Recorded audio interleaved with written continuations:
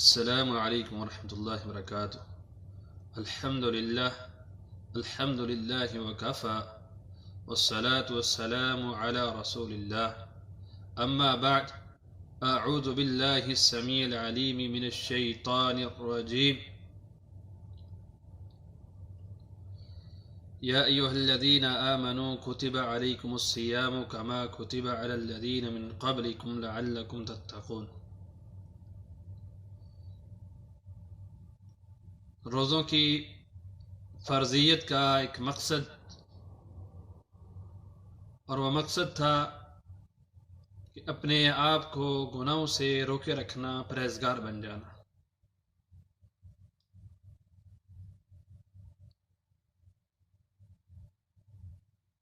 روزے گناہوں سے بچنے کا تدریبی عمل ہے۔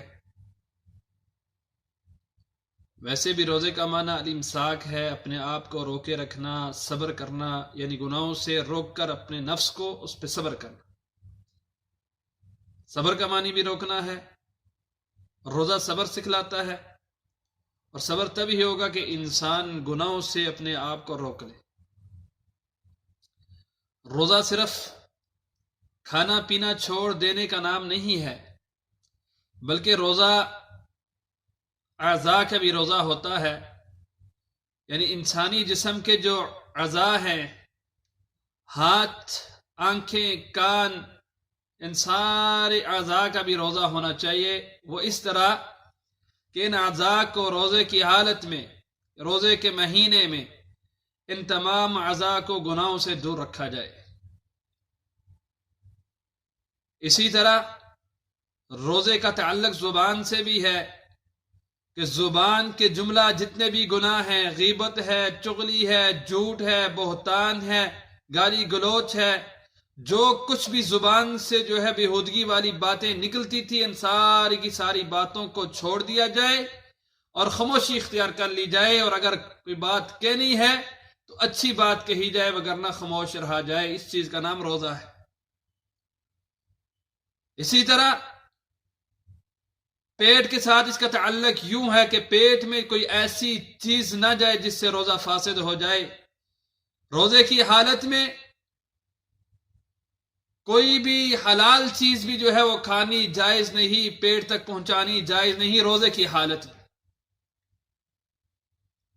حرام تو بالاولیٰ، خبیث چیزوں سے تو کنارہ کشی جو ہے بالاولیٰ کرنی ہوگی، وہ روزے کی حالت میں بھی اور روزہ افطار کرنے کے بعد بھی، روزہ شروع کرنے سے پہلے بھی کوئی ایسی چیز جو ہے پیٹ میں داخل نہیں کرنی چاہیے، معدے میں نہیں پہنچانی چاہیے جس چیز پہ خبیث کا اطلاق ہوتا ہو اور وہ چیز حرام ہو۔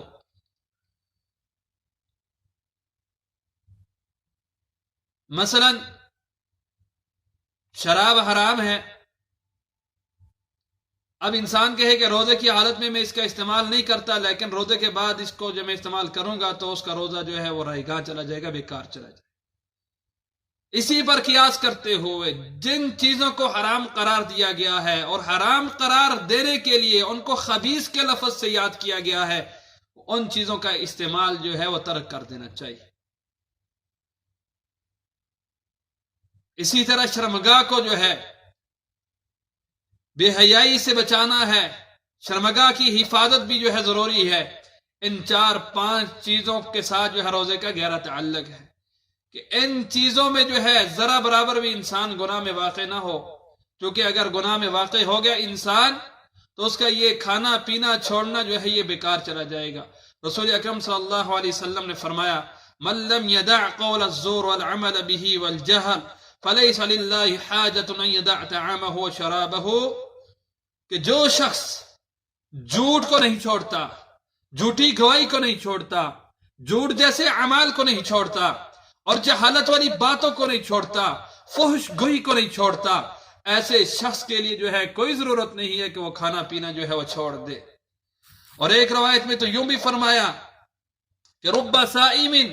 حظه من صيام الجوع والعطش، کہ کتنے ہی ایسے روزے دار ہیں، کتنے ہی ایسے روزے دار ہیں ان کو اپنے روزے میں سے صرف بھوک اور پیاس ہی نصیب ہوتی ہے، ان کو روزے پہ ثواب نہیں ملتا۔ یہ کون سے لوگ ہیں؟ یہ وہ لوگ ہیں جو اپنے اعضاء کو گناہوں سے نہیں بچاتے، یہ وہ لوگ ہیں جو اپنی زبان کو گناہ سے نہیں بچا سکتے، یہ وہ لوگ ہیں جو اپنے پیٹ کا جو ہے خیال نہیں رکھ سکتے، اس میں جو ہے روزے کی حالت میں چیزیں دخل کرنے کی کوشش کرتے ہیں، اور روزے کے بعد جو ہے افطاری کے بعد یا افطاری سے قبل جو ہے خبیث چیزوں کا استعمال کرنا جو ہے نہیں چھوڑتے، یہ وہ لوگ ہیں جو اپنی شرمگاہوں کی حفاظت کرنا جو ہے وہ نہیں چھوڑتے۔ ایسے لوگوں کو صرف بھوک اور پیاس ہی نصیب ہوتی ہے، ان کے حصے میں بھوک اور پیاس ہی آتی ہے۔ اسی طرح صحیح البخاری میں ایک اور روایت ہے، رسول اکرم صلی اللہ علیہ وسلم نے فرمایا الصیام جنۃ، روزہ ڈال ہے، روزہ جہنم سے ڈال ہے، اور فرمایا وَإِذَا كَانَ صَوْمُ أَحَدِكُمْ فَلَا يَرْفُثْ وَلَا يَسْخَبْ، کہ جب تم میں سے کسی ایک کا جو ہے روزہ ہو، وہ روزہ کی حالت میں ہو، تو وہ نازیبا باتیں نہ کرے، بےہودگی والی باتیں نہ کرے، اور جو ہے برائی والی باتیں نہ کرے۔ اگر اس کو کوئی گالی گلوچ دے بھی رہا ہو یا اسے لڑائی جھگڑا کر بھی رہا ہو تو اسے چاہیے کہ وہ کہے کہ میں روزے سے ہوں۔ اگر کوئی گالی گلوچ پہ اتر آتا ہے، کوئی باتوں باتوں میں اس کو گالی دینا شروع کر دیتا ہے، کسی گفتگو پہ گالی گلوچ شروع ہو جاتی ہے یا لڑائی جھگڑا شروع ہو جاتا ہے، روزے دار کو یہ زیب نہیں دیتا کہ آگے سے یہ بھی گالی گلوچ کرے، اس کو یہ زیب نہیں دیتا کہ یہ بھی آگے سے گریبان جو ہے دست گریباں ہو جائے، بلکہ اس کے ذمہ یہ ہے، اس کے لیے آرڈر یہ ہے کہ یہ ابھی روزے کی حالت میں اس نے اپنے روزے کو بچانا ہے، اور روزہ جو ہے صبر سکھلاتا ہے، لڑائی جھگڑے سے جو ہے پیچھے رہنا ہے، غصے کو برداشت کرنا ہے، اور صرف ایک بول کہہ دینا ہے کہ میں روزے کی حالت میں، میرا روزہ ہے۔ لیکن افسوس ہے آج لوگ جو ہے بہت سے گناہوں میں جو ہے مشغول ہیں، ان میں سے اکثر جن گناہوں میں لوگ ہیں وہ زبان کے گناہ ہیں، کہ روزہ رکھ کر کے بھی لوگ گالی گلوچ کرتے رہتے ہیں سارا دن، روزہ رکھ کر کے بھی لوگ غیبتیں کرتے رہتے ہیں، غیبت کے ذریعے مجلسیں لگا کر روزے کو گزارنے کی کوشش کرتے ہیں، روزہ رکھ کر کے لوگ بری باتیں جو ہے اپنی زبان سے نکالتے ہیں، جھوٹی باتیں کرتے رہتے ہیں، جھوٹ کو نہیں چھوڑتے۔ یہ بہت زیادہ گناہ جو ہے زبان کے گناہ جو ہے پائے جاتے ہیں۔ اس لیے ہمیں سوچنا ہوگا کہ کہیں ہم سے جو ہے یہ گناہ سرزد تو نہیں ہو رہے، اگر ایسے گناہ سرزد ہو رہے ہیں تو ہمیں اپنے روزے کی جو ہے سوچنا ہوگا کہ ہمارا روزہ جو ہے وہ صرف بھوک اور پیاس ہی جو ہے ہمارے حصے میں آ رہی ہے۔ روزے کی حفاظت ضروری ہے۔ عقل مند انسان وہ ہے کہ جو سارا سال یا پورا مہینہ کمائی کر کے اپنی اس کمائی کی حفاظت بھی کر سکے۔ بیوقوف وہ ہے کہ جو پورا مہینہ کمائی کرنے کے بعد جو ہے اپنا مال جو ہے ڈاکوؤں کے سپرد کر دے، یا چوری کے لیے جو ہے کہیں پھینک دے، یا راستے میں جو ہے اس کو جو ہے اڑا دے، یا جو ہے اس نے جو ہے جیب میں ڈالا لیکن جیب کو سی نہ پایا، جیب میں سوراخ تھا وہ گر گیا، اس کا سارا مال جو ہے وہ گر گیا اس کی جیب سے، ایسا شخص بیوقوف کہلایا جاتا ہے۔ اسی طرح وہ شخص بھی بیوقوف ہے کہ جو عمل تو کرتا ہے، بھوکا پیاسا تو رہتا ہے، لیکن اپنی اس عمل کو جو ہے وہ محفوظ نہیں کر سکتا۔ اللہ سے دعا ہے کہ اللہ رب العالمین عمل کی توفیق عطا فرمائے۔